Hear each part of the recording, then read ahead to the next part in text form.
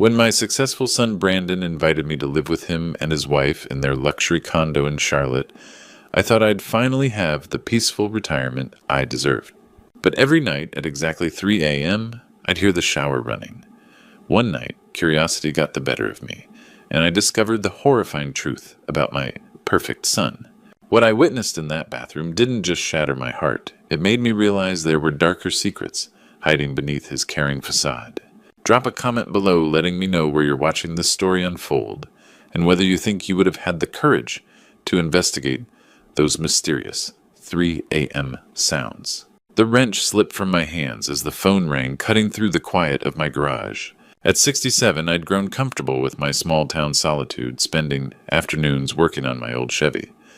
Brandon's name on the caller ID made me smile. My son rarely called during work hours. "Hey there, son," I answered, wiping grease on my coveralls. "Dad, I've been thinking you should come live with us." The words caught me off guard. In 35 years of raising Brandon alone after his mother passed, he'd never made such a suggestion. "I'm worried about your health, Dad. Living alone at your age. What if something happens? What if you fall and nobody finds you?" His concern sounded genuine, though something felt rehearsed about his tone. "Son, I'm doing just fine." "Hold on, Dad. Hannah wants to talk." My daughter-in-law's sweet southern voice came through the line. "Hi, Dad Graham. We have this beautiful spare room with a city view. I could cook for you, and Brandon would feel so much better knowing you're safe with us." The way she called me Dad tugged at my heart. I'd missed having family around. Brandon returned to the phone. "It's our family duty, Dad. Mom would have wanted us to take care of each other." Invoking Sarah's memory sealed the deal. After an hour of gentle persuasion, I agreed to pack up my life. The following week blurred past with cardboard boxes and farewells. Mrs. Henderson brought a casserole in tears. "You're so lucky, Graham. Not everyone gets a son who cares this much." The 4-hour drive to Charlotte filled me with nervous excitement. The View Apartments towered 22 stories above uptown, all gleaming glass and steel. Brandon met me in the lobby, every inch the successful businessman in his tailored suit. "Welcome to your new home, Dad," he said, embracing me warmly. Hannah appeared in a yellow sundress, radiant and welcoming. "We're so excited you're here." Their apartment stunned me. Hardwood floors, floor-to-ceiling windows, furniture worth more than I'd made in months at the factory. My room overlooked a small park, complete with a new television and comfortable reading chair. Dinner exceeded every expectation. Brandon shared stories from his latest business deals, eyes bright with ambition. Hannah served perfect roast beef, constantly checking if I needed anything, if the seasoning was right, if I was comfortable. "This promotion has been incredible, Dad," Brandon said, cutting his meat with precision. "Regional manager means I'm responsible for 7 states now. The company's expanding, and they're counting on me to deliver results." Hannah beamed at him. "He works so hard. Sometimes I barely see him before midnight." "Success requires sacrifice," Brandon replied, his tone carrying that familiar authority. "But it's worth it when you can provide for family." As I watched them together, my accomplished son and his devoted wife pride swelled in my chest. Brandon had built something remarkable here. That night, lying in the unfamiliar luxury, I felt contentment I hadn't known in years. My son honored his family, cared enough to bring his aging father into his successful world. The city lights twinkled beyond my window like promises of peaceful days ahead. I thought I'd finally found the peace I deserved. But this perfect new life was about to reveal its dark secrets. Morning sunlight streamed through my window as Hannah's humming drifted from the kitchen. Those first 7 days felt like a dream I'd never dared imagine. Brandon left before dawn each morning, returning after 8, with shoulders heavy from work, yet he always checked on me first. "How was your day, Dad? Did you eat enough?" His genuine concern warmed something that had been cold too long. Hannah proved everything I could hope for in a daughter-in-law. She prepared meals that rivaled the best restaurants: tender pot, roast homemade cornbread, sweet tea that tasted like childhood. The apartment sparkled under her care, and she moved through daily routines with graceful efficiency, always wearing that serene smile. "Dad Graham want to walk the gardens with me?" she'd ask after lunch. I discovered the View offered more than luxury, it provided community. During walks, I met retired couples who'd chosen Charlotte for their golden years. Robert from Tennessee, a former police officer who shared my love of classic cars. Margaret from Georgia, whose late husband worked construction. "You're fortunate," Margaret told me by the pool. Not many young people understand family importance. Nights brought the deepest rest I'd known in years. No creaking floorboards or worrying about locked doors. Just gentle air conditioning and distant city sounds settling into sleep. That first weekend, Brandon took me shopping.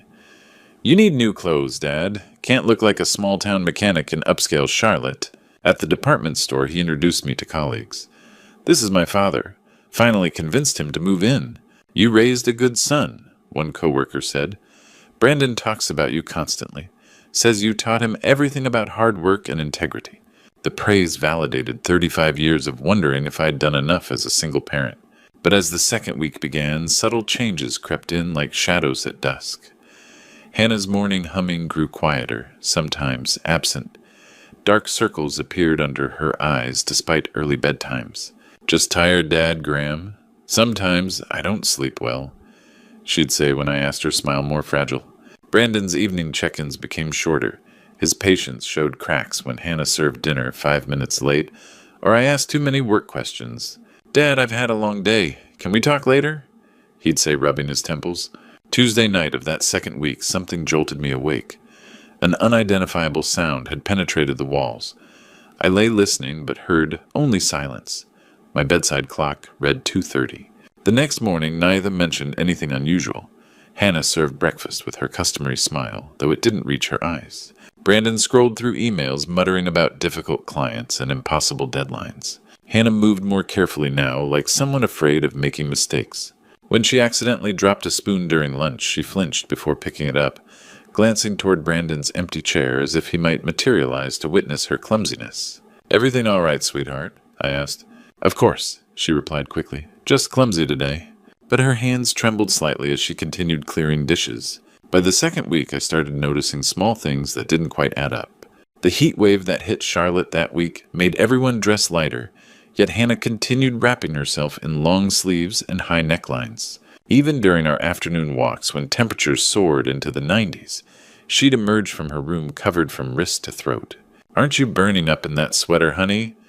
I asked one sweltering Tuesday. "Oh, the air conditioning makes me cold," she replied, tugging at her sleeves. "I'm always freezing indoors." But I'd noticed the apartment stayed at a comfortable 72 degrees. That morning I'd wandered into the kitchen early, hoping to help with breakfast preparation. Hannah stood at the sink washing dishes, her back to me, sleeves pushed up past her elbows for the first time since I'd arrived. Dark purple marks circled her left wrist like a twisted bracelet. The sound of my footsteps made her spin around, yanking her sleeves down so quickly she knocked over the soap dispenser. "Good morning, Dad Graham," she said, her voice pitched higher than usual. "You're up early." "Hannah, what happened to your arm?" Her eyes darted toward the hallway before returning to mine. "Oh, that I'm so clumsy lately. Yesterday I was carrying groceries and caught my wrist on the car door handle. You know how easily I bruise." The explanation sounded rehearsed, but her nervous smile discouraged further questions. Over the following days, I watched her move through the apartment, like someone navigating a minefield. She checked and double-checked everything: the temperature of Brandon's coffee, the seasoning in his food, the exact placement of his newspaper and reading glasses. When she vacuumed, she moved furniture back to precise positions, measuring distances with her eyes. Brandon's mood had shifted too. He'd returned from work with storm clouds gathering in his expression, offering no explanation for his obvious frustration. The easy conversation from our first week had evaporated. Thursday evening brought the worst dinner yet. Hannah had prepared Brandon's favorite grilled salmon with asparagus, but something about it triggered his displeasure. "This fish is overcooked," he announced, pushing his plate away. "How many times do I have to tell you? 8 minutes per side, no more." "I'm so sorry," Hannah whispered, her hands trembling as she reached for his plate. "I must have lost track of time. Let me make you something else." "Don't bother. I've lost my appetite." The silence stretched until I couldn't stand it anymore. "Tastes fine to me, son. Your wife's a wonderful cook." Brandon's head snapped up, his eyes meeting mine with an intensity that made my stomach clench. For several heartbeats, nobody moved. Then his expression smoothed into something resembling normalcy. "Of course, Dad. I'm just tired.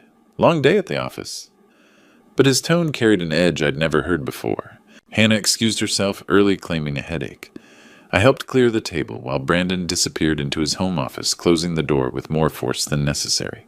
Around 11 that night, raised voices penetrated the walls between our rooms. The words remained indistinct, but the tone was unmistakable anger from one voice pleading from another. I pressed my ear to the wall, trying to make sense of the muffled conversation, but it ended abruptly. Friday morning, Hannah appeared for breakfast wearing a turtleneck, despite the weather forecast predicting another scorcher. A red mark peeked above the collar near her jawline. "Mosquito bite," she explained before I could ask, touching the spot self-consciously. "They're terrible this year, but mosquitoes don't leave marks that look like fingerprints." Something was happening in this house after dark, and I was determined to find out what. The digital clock's green glow read exactly 3 in the morning when the sound of rushing water jolted me from sleep. Not the gentle flow of a bathroom faucet, but the powerful cascade of a shower, running at full force. I lay still in the darkness, listening. The sound came from the master bathroom, separated from my room by a shared wall. After 15 minutes of steady flow, it stopped as abruptly as it had begun, leaving the apartment in complete silence. Sleep eluded me for the rest of the night. Who takes a shower at 3 in the morning? Was someone sick? Had there been an emergency I'd missed? At breakfast, I decided to ask directly. Brandon sat at the kitchen island, scrolling through emails on his phone, while Hannah prepared his usual scrambled eggs, wheat toast, black coffee. "Everything all right last night, son? I heard the shower running pretty late." Brandon's fingers paused over his phone screen. When he looked up, his expression held none of the warmth I'd grown accustomed to. "Work stress, Dad. Sometimes I can't sleep, so I take a cold shower to clear my head. Hope it didn't disturb you." "Oh, no trouble at all. Just wanted to make sure nobody was feeling poorly." Hannah remained silent throughout the exchange, her back turned as she worked at the stove. When she finally brought Brandon his plate, I noticed her hands weren't quite steady. "Maybe try some chamomile tea before bed," I suggested. "Your mother always said—" "I'm fine, Dad." Brandon's tone carried a finality that discouraged further conversation. The second night, 3 o'clock, brought the same torrential shower sounds. But this time, underneath the water's roar, I caught something else voices. Muffled, indistinct, but definitely 2 people talking. The tone suggested disagreement, though I couldn't make out words. Again, 20 minutes of water, then sudden silence. The third night I lay awake from 2:30 onward waiting. 3 o'clock came and went without a sound. Maybe Brandon had found another way to manage his stress, but the fourth night shattered any hope that the pattern had ended. The shower started precisely at 3, and this time the voices were clearer, one deeper authoritative, another higher pleading, and underneath it all a sound that made my chest tighten, quiet sobbing. I found myself sitting up in bed, straining to hear more. The crying was definitely female, soft and desperate, barely audible over the water. When everything went quiet, 22 minutes later, I remained awake until dawn. Sleep became elusive. Each night I'd lie in bed from 2:30 onward, listening for sounds that might or might not come. Some nights brought the shower symphony. Others passed in merciful silence. The unpredictability made it worse somehow, like waiting for a storm that might never arrive. Brandon's explanation about work stress began to feel hollow. What kind of stress required such a specific, ritualistic response? And why did Hannah grow more withdrawn each day, her smiles becoming increasingly forced? During my morning walks with the neighbors, I found myself studying other apartments, wondering if anyone else heard unusual sounds at night. But the view's construction was solid, designed for privacy and quiet living. "You look tired, Graham," Margaret mentioned one afternoon by the pool. "Everything's settling in all right. Just adjusting to city sounds." I replied, not ready to voice my growing concerns. But lying awake that 5th night, listening to the familiar cascade begin at exactly 3 o'clock, I knew this wasn't about adjustment or city living. This was about something far more troubling happening just beyond my bedroom wall. I'd spent 30 years supervising workers. I knew the sound of trouble when I heard it. That night I positioned myself deliberately. At 2:58, I lay fully clothed, on top of my covers, every muscle tense with anticipation. Whatever was happening in this apartment, I was going to witness it firsthand. 3 o'clock arrived with mechanical precision. The shower roared to life, but this time I was ready. Slipping from my bed, I moved through the darkened hallway with the careful steps of a man who'd spent decades walking factory floors without disturbing sleeping machinery. The apartment's layout worked in my favor. A long corridor connected all the bedrooms, and the master bathroom sat at the far end. As I drew closer, voices became distinct beneath the water's cascade. Brandon's tone carried authority and menace, while a higher voice pleaded in response. My heart hammered against my ribs as I approached the partially open door. What I saw through that narrow gap will haunt me until my dying day.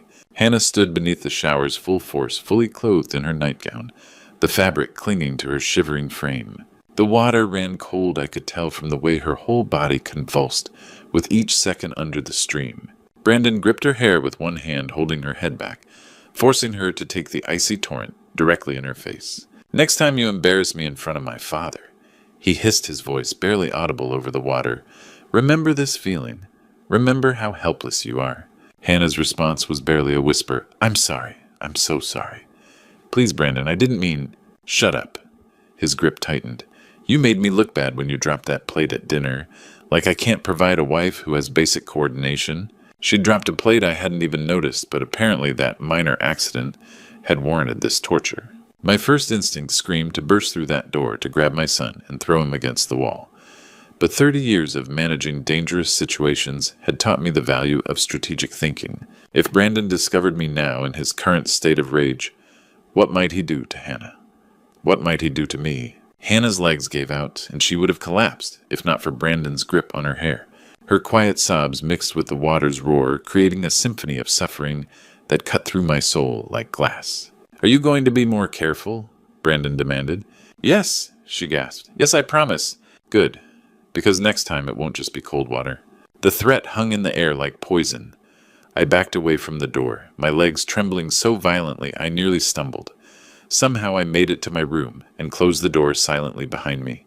I collapsed onto my bed, my mind reeling. The son I'd raised, the boy I'd taught to respect women, to protect those weaker than himself, had become a monster. Every principle I'd tried to instill in him had been twisted into something dark and cruel. Sleep was impossible. I lay there until dawn, my thoughts racing between horror and strategy. Confronting Brandon directly could escalate his violence. Calling police without evidence might make things worse for Hannah, but doing nothing meant being complicit in her suffering. By morning, one thing had crystallized in my mind. I couldn't save Hannah with righteous anger alone. I needed to be smarter than my son, more calculating than the predator he'd become. I had witnessed the unthinkable, and now I had to decide, confront him immediately, or find a smarter way to save Hannah. Breakfast felt like a performance I wasn't prepared to watch. Hannah moved around the kitchen with mechanical precision, her eyes puffy and red-rimmed, avoiding all eye contact as she prepared Brandon's usual meal. Every gesture seemed calculated to avoid drawing attention. Brandon, meanwhile, acted as if nothing had happened. He kissed Hannah's cheek when she served his coffee, complimented the perfectly scrambled eggs, and even asked about my plans for the day with what appeared to be genuine interest. "Dad, you should check out that new walking trail Margaret mentioned. Great exercise for someone your age." The casual normalcy of it made my stomach churn. How could he sit there sipping coffee and discussing walking trails 12 hours after torturing his wife in their bathroom? Hannah's hands trembled slightly as she buttered my toast, and I caught her wincing when she reached for the orange juice. Brandon noticed nothing, or pretended not to. After he left for work, the apartment fell into heavy silence. I sat at the kitchen island, wrestling with choices that felt impossible. Call the police immediately. With what evidence my word against a successful businessman's describing events I'd witnessed by spying through a bathroom door? Brandon would deny everything. Hannah might be too terrified to confirm my story, and then what he'd know I was on to him, and Hannah would pay the price for my interference. Confront Brandon directly. Demand he stop hurting his wife. That approach could backfire catastrophically. Men who abuse their partners don't respond well to challenges to their authority, especially from family members. I might provoke him into worse violence. Take Hannah and run an old man and a traumatized young woman fleeing with no resources. No plan, nowhere to go. Brandon had money connections, legal resources. He'd find us, and when he did, Hannah would suffer consequences I couldn't bear to imagine. Sarah's voice echoed in my memory from years past advice she'd given me during a particularly difficult decision at the factory. Think before you act, Graham. But don't think so long that you fail to act at all. The answer came to me gradually. Hannah needed to know she wasn't alone, that someone had witnessed Brandon's cruelty and believed her. But more than that, she needed to be part of any solution. This was her life, her choice to make. I could offer support, but I couldn't rescue her without her consent and cooperation. Throughout that day, I observed Brandon with new eyes. When he returned from work, he transformed back into the caring husband and devoted son. He brought Hannah flowers, just because, and spent 20 minutes asking about my day, listening with apparent fascination to my mundane activities. The performance was flawless. No wonder Hannah felt trapped. Who would believe that this charming, successful man was capable of such cruelty? He'd probably been perfecting this dual nature for years, maybe his entire adult life. I recognized the type from my factory days supervisors who could be your best friend in front of management and your worst enemy when no one was watching. Brandon had simply applied those manipulation skills to his marriage. That evening, as I listened to his animated discussion of a new client acquisition, I realized I was looking at a master manipulator, someone who understood exactly how to present different faces to different audiences, how to isolate his victim while maintaining his public image. My plan crystallized tomorrow. When Brandon left for work, I would approach Hannah carefully, gently. I would tell her what I'd seen, assure her that I believed her, and ask how I could help. Whatever she decided, I would support her decision. I knew what I had to do, but I had no idea how dangerous that conversation would become. The sound of running water led me to the kitchen where Hannah stood at the sink, washing dishes with the methodical movements of someone trying to stay busy. Her shoulders tensed when my footsteps approached. "Hannah, I need to talk to you about something important." She spun around, eyes wide, with the kind of panic I'd seen in factory workers who thought they were about to be fired. "Did I do something wrong? Is it about breakfast? I know the eggs were a little—" "No, sweetheart. You didn't do anything wrong." I kept my voice gentle, the way I used to speak to Brandon when he was small and frightened. "I'm worried about you."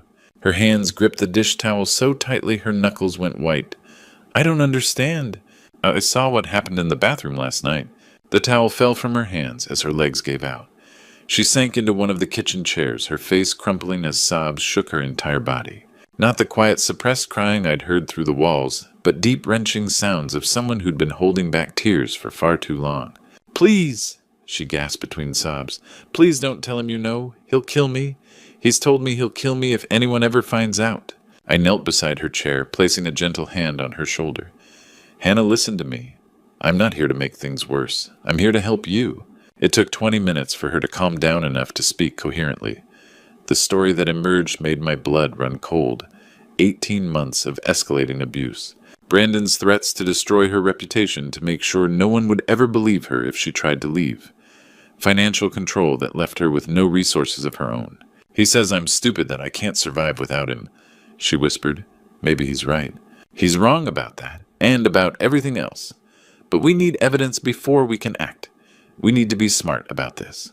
Hannah nodded, wiping her eyes. "Where can we talk safely? He has cameras in some rooms, and he checks my phone." "His office," I suggested. He'd never record himself. Brandon's home office was a shrine to his success awards on the walls. Expensive furniture, everything perfectly organized. Hannah moved nervously toward the window while I examined his desk, looking for anything that might help us understand his methods of control. What I found made my hands shake. Medical records with my name documenting early onset cognitive decline, and inability to make sound financial decisions. A glossy brochure for Sunset Manor, one of Charlotte's most expensive nursing homes.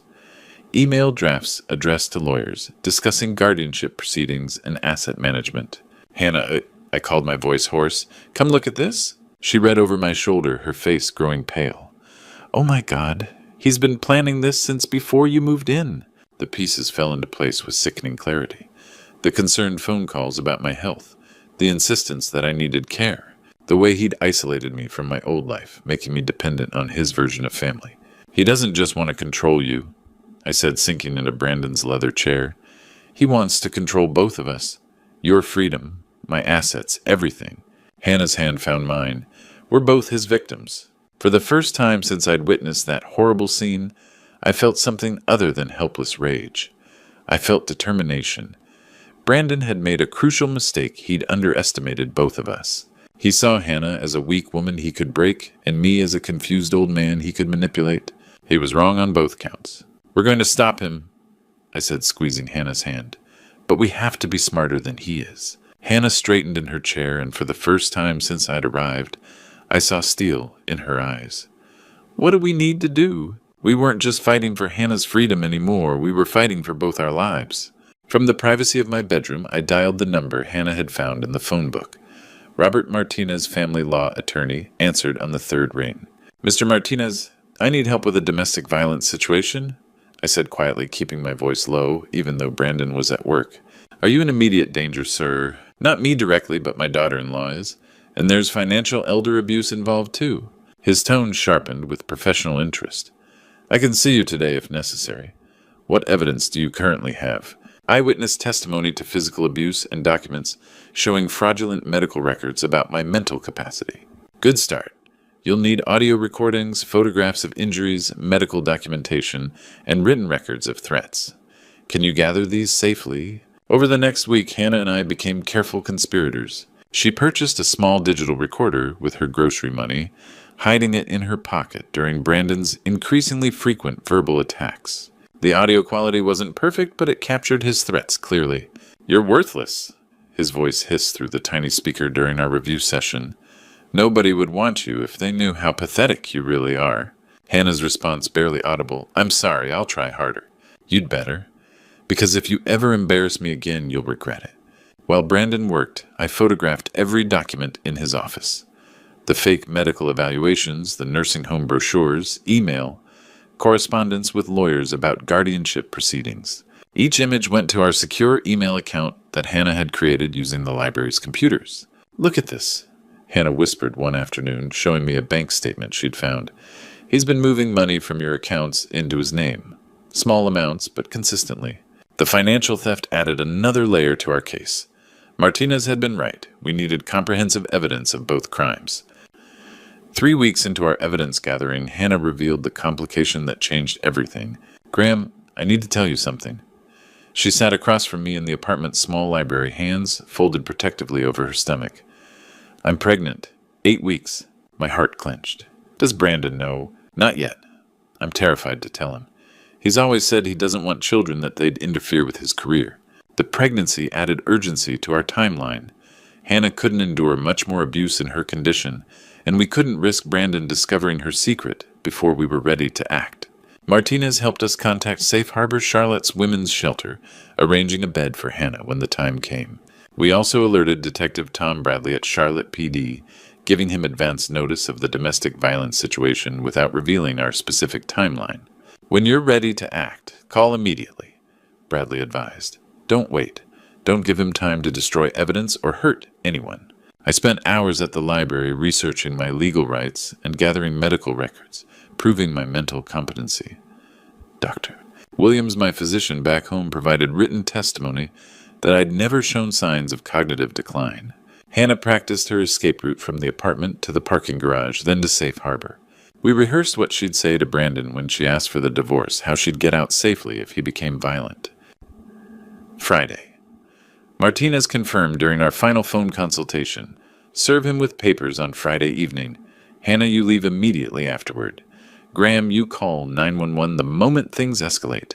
Our evidence filled an entire digital folder. Dozens of audio files, photographs of documents and injuries, medical records, financial statements showing theft, and witness testimony from neighbors who'd heard arguments through the walls. Friday arrived with unseasonable warmth. Hannah moved through the apartment like someone preparing for battle, checking her emergency bag one final time. I reviewed our contact numbers, Martinez Detective Bradley Safe Harbor 911. We had our evidence and our plan, but we couldn't predict how far Brandon would go to keep his secrets. Friday evening arrived with the weight of inevitability. Hannah had spent the day moving through her routines like someone preparing for surgery, necessary but terrifying. When Brandon walked through the door at 6:30, she was waiting in the living room, divorce papers in her trembling hands. Brandon, I can't do this anymore. I want a divorce. The words hung in the air like a lit fuse. For a heartbeat, Brandon stood frozen briefcase still in his grip. Then his face transformed into something I'd never seen before, pure, uncontrolled rage. You what? His voice dropped to a dangerous whisper. I said I want. His hand struck her cheek with a crack that echoed through the apartment. Hannah stumbled backward, papers scattering across the hardwood floor. That's enough, I shouted, rising from my chair. I'm calling 911. Brandon whirled toward me, his eyes wild. Nobody's calling anybody. This is my house, my wife, my business. But as I reached for my phone, the sound of footsteps thundered up the stairwell. Detective Bradley and 3 uniformed officers burst through the door we'd left unlocked, weapons drawn. Charlotte PD, step away from her. Brandon's face went from rage to confusion to dawning horror as the officers surrounded him. "What is this, Dad? What did you do?" "I protected an innocent woman," I said as they cuffed him. "Something you should have learned to do." The paramedics arrived minutes later, checking Hannah's injuries while I gave my statement. As they loaded Brandon into the patrol car, he looked back at me through the window, with eyes full of hatred and disbelief. 3 months later, the Charlotte County Courthouse became the stage for justice. Martinez presented our evidence methodically: audio recordings of threats, photographs of injuries, financial documents showing theft, and my eyewitness testimony of the bathroom abuse. The prosecution revealed Brandon's complete scheme: fake medical records, nursing home arrangements, guardianship papers, and systematic theft of my assets. He'd planned to have me declared incompetent within 6 months, gaining control of my life savings while keeping Hannah trapped through fear and isolation. Judge Patricia Williams showed no mercy. "Mr. Brandon Mitchell, you have violated the trust of both your wife and your father in the most heinous ways possible. This court sentences you to 5 years in state prison with a permanent restraining order against both victims and full financial restitution." Hannah received full custody of our unborn child and all marital assets. Brandon's lawyer's attempts to claim his innocence crumbled under the weight of evidence. 6 months after that terrible Friday night, I moved into a cozy one-bedroom apartment just 3 blocks from Hannah's new home. She'd used her settlement to buy a small house with a garden far from the luxury tower that had been her prison. Emma arrived on a sunny Tuesday morning in March, 7 pounds of perfect health and her mother's gentle spirit. As I held my granddaughter for the first time, her tiny fingers wrapped around mine, I felt a completeness I hadn't known was missing. "Thank you," Hannah whispered from her hospital bed, "for everything. Thank you for being brave enough to fight back. Standing up to family members is the hardest thing you'll ever do, but protecting innocent people is always worth the pain. Real men don't use power to control, they use it to protect." Today, as Emma takes her first steps in Hannah's garden while I watch from my favorite chair, I understand something fundamental about family. Sometimes losing a son means gaining a real family, one built on love, respect, and the courage to do what's right. Looking back on this journey, I've learned that betrayal stories like mine teach us the hardest truths about family. Sometimes the people we love most are capable of the greatest cruelty. But God works through the darkest moments, showing us that real strength isn't about blood relations, it's about standing up for what's right. These grandpa stories remind me that age doesn't make us powerless. At 67, I discovered I still had the courage to fight battles I never imagined facing. When I see other betrayal stories in the news, I think about Hannah and Emma, and I know that speaking up was worth every painful moment. God gave me the wisdom to recognize the signs, the strength to gather evidence, and the determination to see justice through. Many grandpa stories end with isolation and regret, but mine became about redemption and new beginnings. Sometimes God asks us to make the hardest choice, choosing righteousness over family loyalty. The most profound betrayal stories aren't just about the pain inflicted, but about the healing that follows. Today, watching Emma play in her mother's garden, I see God's grace in action. He turned our suffering into strength, our fear into freedom. If my story resonates with you, please don't stay silent. Share this video with someone who might need hope.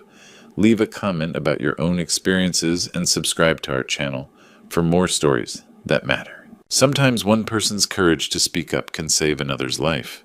Together we can break the cycle of silence that protects abusers and abandons victims. At our family Christmas dinner, my son looked me straight in the eye and said, "You're here because it's your house? But that doesn't mean you're welcome here anymore." The words hit like a sledgehammer. After decades of building this family, this home, this life, I was being thrown away like trash. What broke my heart even more was watching my wife Beverly sit in complete silence, refusing to defend me when I needed her most. They thought they were dealing with a broken, isolated old man with nowhere to turn. They had no idea what was coming next. Before I tell you what happened next, drop a comment below and let me know where are you watching this story from, because what my family did to me that Christmas night might be happening to someone in your town right now. The smell of sage stuffing filled our home as I finished preparing what would become the most devastating Thanksgiving of my 67 years. I'd been up since 5 that morning, just like I had for 38 straight years, preparing every dish myself, the herb-rubbed, turkey-whipped potatoes, and green bean casserole that had become our family tradition. Connor arrived with Courtney as daylight faded. My 35-year-old son moved stiffly through our front door worry lines, creasing his face. His wife followed her manicured fingers, already reaching for her phone. At 32, Courtney carried herself with the polished confidence of Cleveland's real estate market. But tonight, her charm felt mechanical. "Everything looks wonderful, Franklin," Beverly said, though her voice trembled slightly. My wife seemed unusually nervous as we settled around the table. I carved the turkey with methodical precision. Conversation started normally, but tension crackled beneath every exchange. "Connor, how's the consulting business?" I asked, reaching for gravy. "You mentioned some new clients last time we talked." "Dad, don't worry about it," Connor replied curtly, not looking up from his plate. "I'm just interested in—" "Seriously, it's fine. You don't need to keep track of everything I do." The sharpness caught me off guard. I wasn't keeping track. I was making conversation. Courtney looked up from her phone. "Franklin, maybe Connor doesn't want to discuss work during family dinner. Since when is asking about my son's career inappropriate?" I asked, genuinely confused. "Since it becomes constant questioning," Connor muttered. "Constant questioning, son?" I asked one question. Connor set down his fork with a deliberate clink. When he looked up, his eyes held a coldness I'd never seen before. "Dad," he said with a flat, rehearsed tone, "you're here because it's your house, but that doesn't mean you're welcome here anymore." The words struck me like a physical blow. My chest tightened as I struggled to process what I'd heard. "What did you say?" I whispered. "You heard me," Connor continued, never breaking eye contact. "Things need to change. We can't keep pretending everything's normal when it's not." "What's not normal?" I asked. "About your job." "It's not just that, Dad. It's everything. The constant prying, the way you insert yourself into every conversation, the way you make everyone uncomfortable." "Make everyone uncomfortable?" My voice rose. "This is Thanksgiving dinner. I'm trying to talk to my family. So you can't even accept feedback without getting defensive and loud," Courtney interjected with practiced patience. "This is exactly what Connor and I have been discussing." I turned to Beverly, expecting her to defend me, to tell them they were being cruel and ridiculous. Instead, she stared at her untouched plate hands, folded tightly in her lap, saying nothing. "You're always questioning, always needing to control every situation," Connor added. "It's exhausting to be around. Control, I asked one question about your business. And there it is again, you can't hear yourself?" Courtney said, shaking her head. "You're being argumentative right now, proving our point." "It's not personal, Franklin," she continued with that practiced sympathy. "We just need some space, some boundaries until you can work on being less overwhelming." The room spun as I tried to understand how our family tradition had become an ambush, how asking about Connor's work had escalated into a character assassination. Connor and Courtney left immediately after that, barely touching Beverly's pumpkin pie. They mumbled excuses about early meetings, but their departure felt like an escape mission accomplished. I sat staring at our half-eaten feast.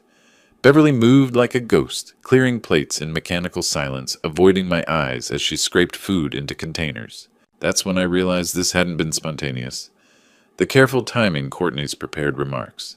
Beverly's guilty silence, everything pointed to coordination and planning. But as I watched my wife's hands shake while handling our dishes, I couldn't tell whether those tremors came from guilt over betraying me or fear of what might come next. Sleep refused to come that night. I lay staring at the ceiling, replaying every word from dinner, every gesture that had passed between Connor, Courtney, and Beverly. The digital clock mocked me, 2 a.m., then 3, then 4, as my mind churned through possibilities I didn't want to consider. Finally giving up, I made my way to my study, the same room where I'd built my manufacturing business from the ground up. This desk had seen me through contract negotiations and strategic planning that turned a small Cleveland factory into a regional powerhouse. If I could navigate corporate warfare, surely I could figure out what was happening in my own family. But something about Connor's words kept nagging at me. That devastating line about not being welcome, it hadn't sounded spontaneous. There was a rehearsed quality, like he'd practiced the phrasing, and Courtney's responses had been too smooth, too prepared. In business, I'd learned to recognize when someone was reading from a script. What had I actually done wrong? I'd asked about his consulting business, a normal parental question. Where was the controlling behavior they'd accused me of? The more I analyzed the evening, the more it felt like I'd walked into a trap. Morning brought no clarity, only Beverly moving around the kitchen with unusual urgency. I found her clutching a coffee mug, eyes red-rimmed, and avoiding mine.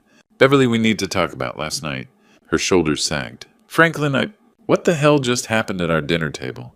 She started crying, then quiet tears from somewhere deep and painful. Connor's been calling me for weeks. Almost every day when you go for your morning walks. My chest tightened. Calling about what? About you, she whispered, finally meeting my eyes. He says you're losing your mental sharpness, making poor financial decisions. He keeps telling me we need to protect you from yourself. What poor financial decisions? The investment account you opened last month. He said it was risky for your age. The way you've been reorganizing files, moving things around. He said those were warning signs. I stared at her. The investment account was a conservative bond fund. The file reorganization was because I'd bought a new cabinet. Beverly, those aren't warning signs of anything except normal life management. I know, but Connor sounded so concerned, so knowledgeable. He kept saying, Mom, we can't wait until it's too late. We have to act while Dad can still understand what's best for him. The manipulation was breathtaking. Connor had been systematically undermining my credibility, with my own wife turning normal activities into evidence of decline. And you believed him? I didn't want to, but he's our son, Franklin. He's a financial consultant. I thought maybe he could see things I couldn't. I felt so torn between you and him. Classic divide and conquer strategy. Make Beverly doubt her judgment, position himself as the expert, create a crisis requiring immediate action. I'd seen similar tactics in corporate boardrooms. Beverly, look at me. Do I seem mentally impaired right now? In this conversation, do I sound confused or incompetent? She shook her head slowly. No, you sound exactly like yourself. Sharp and analytical, just like always. That's when I made the decision that would change everything. I was going to approach this like any business crisis. Gather intelligence, identify the real players, understand their motivations, develop a counter strategy. I spent the morning systematically reviewing recent months, checking my calendar against memory. Connor's visits had increased in frequency, and Beverly had found excuses to give us privacy during each one. What had seemed like thoughtful behavior now looked like orchestrated opportunity. Then I went to check the mail and discovered our monthly bank statement was missing. I always kept financial documents meticulously organized in the same filing system I'd used for decades. Every statement, every investment summary had its place. But as I searched through the files, a cold realization settled over me.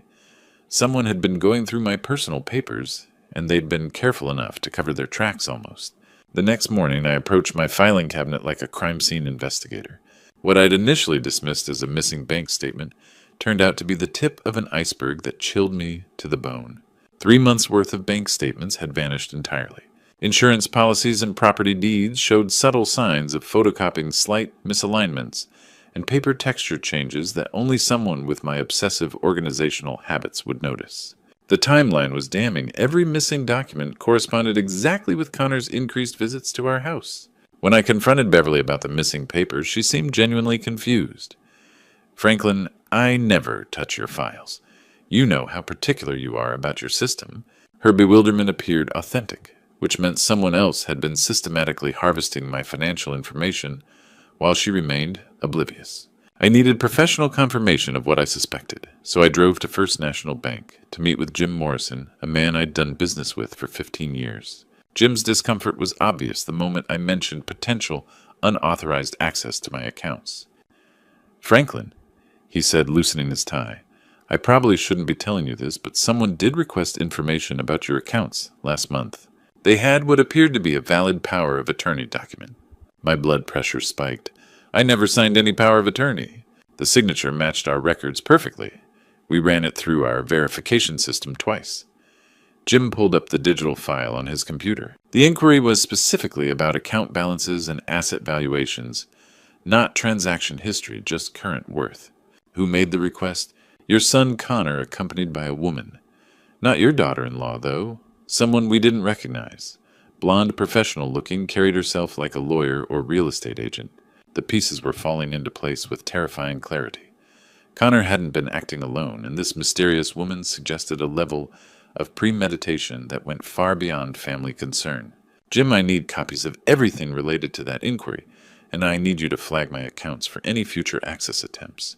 Already done, Franklin. Something felt off about the whole interaction. My next call was to Margaret Thompson, our family attorney for the past decade. Margaret's revelation hit me like a sledgehammer. Franklin, someone called my office 3 weeks ago asking detailed questions about your will and estate planning. The caller claimed to be a family representative, concerned about your capacity to make sound financial decisions. What did you tell them? Nothing, of course. I explained that I couldn't discuss your affairs without your explicit consent. But they were persistent, asking about procedures for updating beneficiaries and the timeline for probate proceedings. The audacity was breathtaking.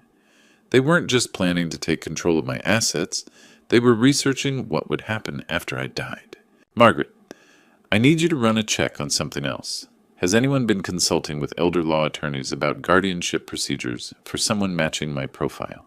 20 minutes later, Margaret called back with information that made my hands shake. Franklin and I contacted my colleague Rodriguez, who specializes in guardianship law. He confirms that someone matching Connor's description consulted with him about initiating proceedings for an elderly parent with declining judgment and increasing financial vulnerability. The systematic nature of their campaign was becoming undeniable. Forged power of attorney documents to access my financial information, legal consultations about stripping away my autonomy, missing financial records that would be crucial evidence of my competency. This wasn't spontaneous concern from a loving family. This was a carefully orchestrated assault on my independence. I sat in my car outside Margaret's office, trying to process the magnitude of what I'd uncovered. 3 months of methodical preparation, professional assistance from unknown accomplices, legal research into the most efficient ways to declare me incompetent. But the most chilling discovery was yet to come. Searching through Beverly's purse for aspirin that evening, something I'd done countless times during our marriage, I found an appointment card that stopped my heart cold. Dr. Marcus Webb, geriatric specialist, scheduled for the following week. An appointment I had never made for an evaluation I had never requested, with a doctor I had never heard of. The trap was closing around me and I was running out of time. The first thing I did the next morning was call Dr. Marcus Webb's office. The receptionist's cheerful voice confirmed my worst suspicions. "Oh yes, Mr. Sinclair. Your appointment is scheduled for Tuesday at 10 a.m. for a cognitive assessment. Your daughter-in-law Courtney was so thoughtful to arrange this, mentioning her concerns about your recent memory issues. Memory issues I didn't have, arranged by someone with no legal right to schedule my medical evaluations. I'm calling to cancel that appointment. I never requested any cognitive assessment. But Sir Mrs. Sinclair explained that you'd been having episodes of confusion. There are no episodes of confusion, and I'm canceling immediately. This wasn't just family manipulation anymore. Someone was building a medical case for my incompetency using fabricated symptoms. I needed professional help to understand what I was facing. Marcus Torres came recommended through my manufacturing network, a former FBI agent specializing in financial crimes. When I explained the situation in his downtown Cleveland office, his expression grew grim. Mr. Sinclair, what you're describing fits a pattern I've seen in elder financial abuse cases. Let me run a comprehensive background check on your daughter-in-law. 3 days later, Torres called with information that left me speechless. Franklin Courtney owes $275,000 from a failed commercial real estate investment. She borrowed from private lenders, not banks, which means higher interest rates and aggressive collection methods. My hands gripped the phone tighter. Does Connor know? Nothing. She's hidden the entire crisis from him. The investment failed 18 months ago, but she's been covering it up ever since. Payments are due January 25th, which explains the Thanksgiving urgency. That timeline hit me hard. 18 months ago, Connor and Courtney had just celebrated their second wedding anniversary. She'd been lying to my son about her financial situation for most of their marriage. Her current real estate income barely covers basic expenses. Torres continued. She's been juggling minimum payments and dodging creditor calls. Franklin, this woman is desperate. But Torres wasn't finished. There's more disturbing news. I found records showing Courtney worked with elderly clients in Phoenix, Arizona, before coming to Cleveland 4 years ago. Multiple complaints were filed with the state real estate board. 4 years. She'd been in Cleveland for 4 years, which meant she'd spent 2 years establishing herself in our community, gaining our trust before marrying Connor. The calculation was chilling. What kind of complaints? I asked. Elderly homeowners reported that Courtney obtained copies of their bank statements, insurance policies, and property valuations without permission. She claimed it was for market analysis, but clients felt she was overstepping boundaries. The Arizona Real Estate Commission opened an investigation. What happened? She left the state suddenly, right before the investigation concluded. Moved to Cleveland, changed her references, started fresh. Some references I called don't even remember her. Now I understood why Connor had met her so soon after she arrived in Cleveland. She'd been looking for a new identity, a fresh start, and my successful son had been the perfect cover story. Taurus, how long has she been planning this operation against me? 6 months. Franklin, I found evidence Courtney's been researching Pennsylvania guardianship laws since summer, long before Connor knew about your supposed mental decline. She downloaded legal forms, researched precedent cases, even contacted elder law attorneys. The timeline was becoming crystal clear. Courtney had spent 2 years building credibility in Cleveland, 2 years married to Connor, gaining access to our family, and 6 months systematically planning to destroy my independence. She's not opportunistic, Torres concluded. She's a professional predator who targets elderly people and their families. She came to Cleveland specifically to reinvent herself, and marrying Connor gave her the perfect cover. As I hung up, I realized my son had been manipulated from the very beginning. Courtney hadn't fallen in love with Connor. She'd selected him as her pathway into a financially stable family with vulnerable elderly parents. The question now was whether I could save Connor before Courtney's desperation drove her to even more extreme measures. Armed with Torres's devastating report, I knew I needed legal armor. My first call was to Sebastian Martinez, an attorney specializing in elder abuse prevention. Mr. Sinclair, what you're facing is a sophisticated financial predator. We need multiple layers of protection immediately. Within 48 hours, Martinez arranged a comprehensive mental competency evaluation with Dr. Patricia Williams.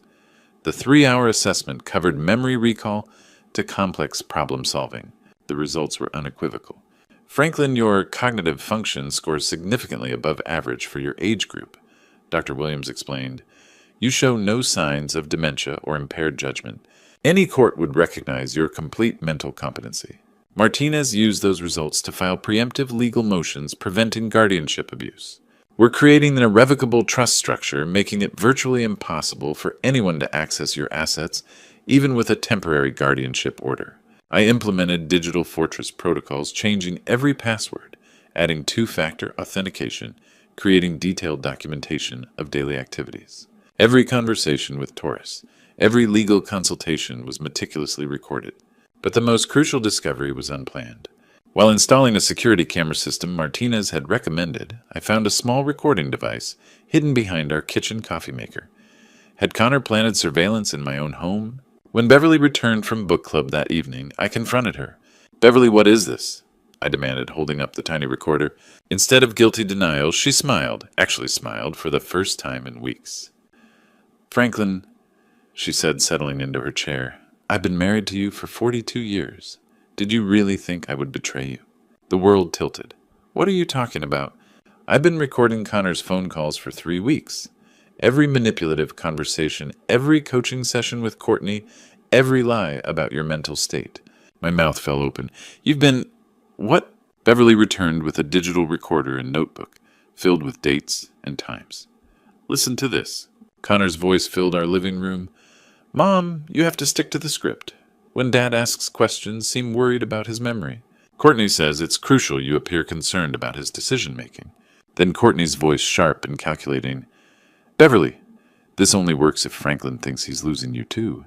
You have to seem conflicted, forced to choose sides." I stared at Beverly in amazement. "How long have you known?" "Since the second phone call." Connor sounded wrong, rehearsed like someone was feeding him lines. "So I started recording everything. I have hours of evidence, Franklin. Courtney coaching Connor, discussing asset seizure timelines, even laughing about fooling the old man. The relief was overwhelming.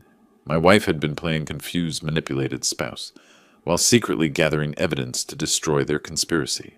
"Why didn't you tell me sooner?" Because I needed them to think it was working. If they suspected I was on to them, they might have changed tactics, or disappeared. This way, we have everything on tape. We spent an hour listening to recordings documenting the entire conspiracy. Courtney's desperation about debts, Connor's growing discomfort with deception, fake medical appointments, forged documents, even discussions about what to do if I became suspicious. "Beverly, you've been conducting your own investigation this whole time." 42 years of marriage taught me strategy too, she said with a wry smile. The recordings revealed Courtney's manipulation in devastating detail. Her coaching Connor on emotional pressure tactics, her research into Pennsylvania guardianship laws, her timeline for liquidating my assets, even her backup plans if I proved more difficult than expected. Most chilling was a conversation where Courtney discussed the corrupt doctor she'd found someone willing to sign competency evaluations without proper examination for the right price. Beverly, I said, taking her hands, you've saved us. We're not done yet, she replied. Courtney scheduled another medical evaluation for you next week, with a different doctor, one she claims will be more understanding of the family's concerns. As we planned our next moves together, I realized the tables had completely turned. Courtney and Connor thought they were closing in on a confused old man and his manipulated wife. Instead, they were walking into an ambush, orchestrated by two people they'd underestimated entirely. The trap was set, and we held all the cards. Beverly proved to be a natural actress. The next morning, she called Connor with panic in her voice. Connor, I'm worried about your father. He's asking strange questions, acting suspicious.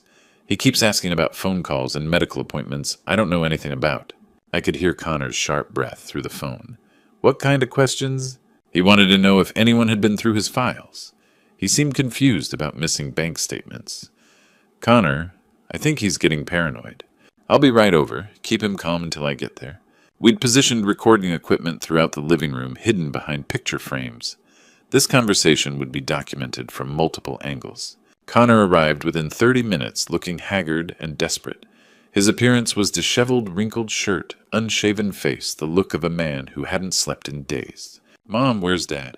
Right here, son, I said, entering with coffee, playing the slightly confused elderly man. Connor, Beverly said you wanted to talk. Dad, Mom mentioned you've been asking questions. I think maybe you're getting mixed up about some details. I sat down heavily, adopting a puzzled expression. Mixed up, I just noticed some papers missing. Bank statements, insurance documents. Do you know anything about that? Connor's eyes darted to Beverly, who nodded encouragingly. Dad, sometimes when people get older, they misplace things and don't remember. But I'm very organized with my files. I know, but Courtney and I have been worried about some decisions you've been making. The way you've been handling finances, things you've said. I leaned forward, confused. What things? What's wrong with my finances? That's when the dam broke. Connor, thinking he was talking to someone whose memory couldn't be trusted, began revealing everything. Dad, you signed some documents a few weeks ago. A power of attorney giving me access to help manage your accounts. You probably don't remember, but you were having trouble understanding the paperwork. I signed a power of attorney. Courtney showed me how to... She helped me make sure your signature was correct because your handwriting has been shaky. Beverly gasped softly. Connor, what are you saying? Mom, we're trying to protect him. The guardianship petition will be filed next week. Then we can manage Dad's assets properly. Everything will be liquidated by February. Guardianship petition, I repeated as if hearing it for the first time. Connor's voice cracked with emotion. Dad, I know this sounds terrible, but Courtney says it's the only way to protect you from yourself. You've been making poor decisions, getting confused about money. We can't wait until something catastrophic happens. The manipulation was heartbreaking. My son genuinely believed he was saving me. Connor, do I seem confused right now? In this conversation, he looked uncertain.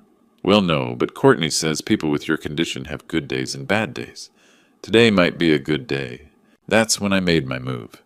Son, what if I told you Courtney owes $275,000 to private lenders? What if she's been lying about her business success? Color drained from Connor's face. That's impossible. Her real estate business is thriving. She just closed 3 major deals. I showed him Torres's report, watching his world crumble with each page. The failed investments, Arizona complaints, systematic guardianship research. She told me her business was growing, he whispered. She said we were building a future together. Connor, your wife, has been using you to get to me. This was never about protecting me. It was about saving herself from bankruptcy. My son broke down, completely sobbing as he realized the woman he'd married had manipulated him into betraying his father. Dad, how could I have been so stupid? I thought I was helping you, but I was destroying our family. You were manipulated by a professional, Connor. She's done this before. The creditors have been calling me too, he admitted through tears. I didn't understand why her business debts were my problem. She kept saying it was temporary, that your assets would solve everything. She's been planning this for 6 months, son, long before she convinced you I was declining. Connor looked up with red, swollen eyes. Dad, I need to get away from her. But I'm scared of what she might do if she realizes I know the truth. With Connor safely in our guest bedroom and Beverly's recordings as ammunition, I launched the most comprehensive campaign of my life, systematically destroying someone who'd threatened my family. My first target was Courtney's financial lifeline. Using Torres's intelligence about her creditors, I contacted each lender personally. Mr. Rodriguez. I told her primary creditor, I'm Franklin Sinclair, and Courtney has no legal access to my assets. The documents she's shown you are forgeries, and I have police reports to prove it. The effect was immediate. Rodriguez and other lenders froze Courtney's remaining credit lines and demanded immediate payment. Her precarious financial situation became full-scale collapse. Next, I contacted the Pennsylvania Real Estate Commission with detailed complaints, backed by Torres's evidence of Arizona violations and current fraud. Professional licensing boards take elder abuse seriously. Courtney's license was suspended pending investigation. Meanwhile, Martinez executed the legal assault. Criminal complaints were filed, elder abuse, forgery, conspiracy to commit fraud, identity theft. The evidence package included Beverly's recordings, Torres's investigation bank records, and medical documentation of my competency. Franklin, this is one of the most comprehensive elder abuse cases I've ever seen, Martinez told me. The prosecution will have everything needed for multiple felony convictions. I reached out to other elderly clients Courtney had worked with, sharing Torres's findings about her Arizona history. 3 additional complaints were filed within days, revealing a predatory pattern. The most satisfying call was to Courtney's broker, Patricia Henderson, a woman I'd known through Cleveland business circles. Patricia, one of your agents has been systematically defrauding my family and potentially other elderly clients, I said, providing evidence copies. Within 24 hours, Courtney was terminated from Henderson Realty, her professional reputation completely destroyed. The pressure campaign worked perfectly.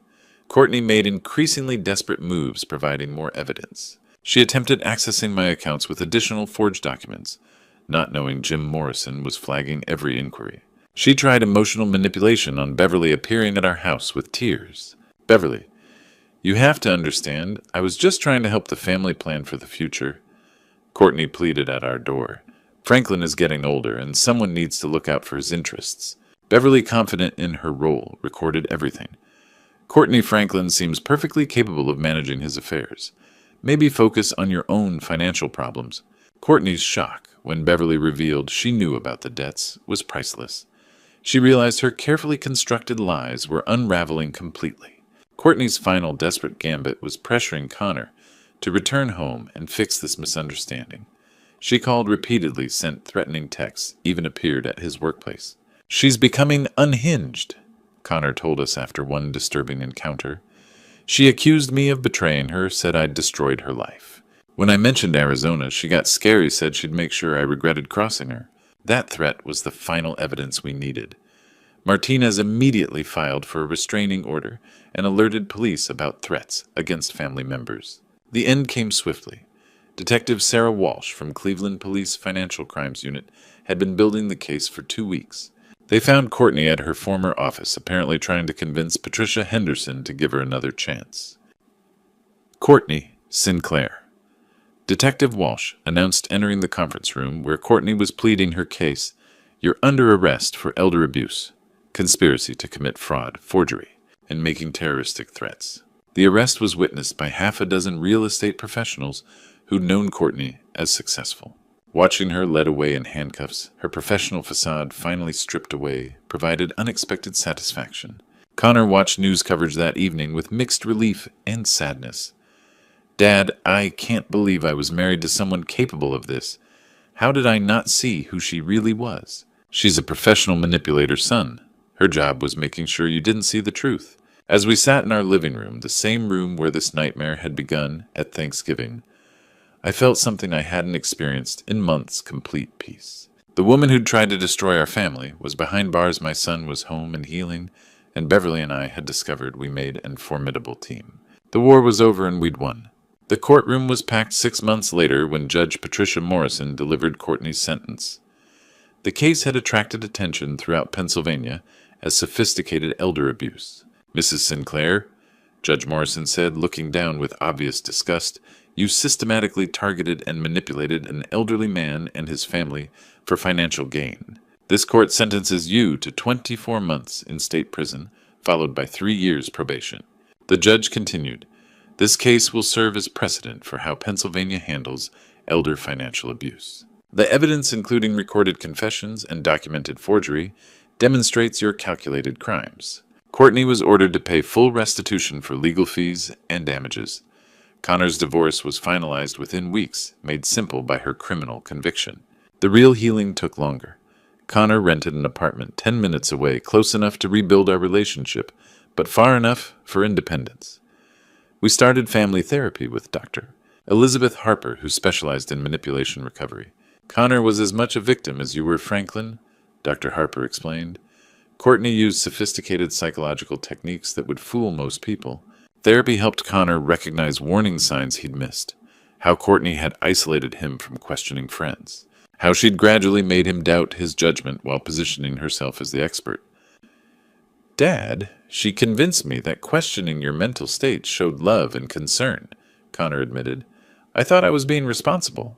Beverly's secret investigation became family pride. Dr. Harper called her an intuitive investigator who trusted instincts over manipulation. Our marriage grew stronger through crisis.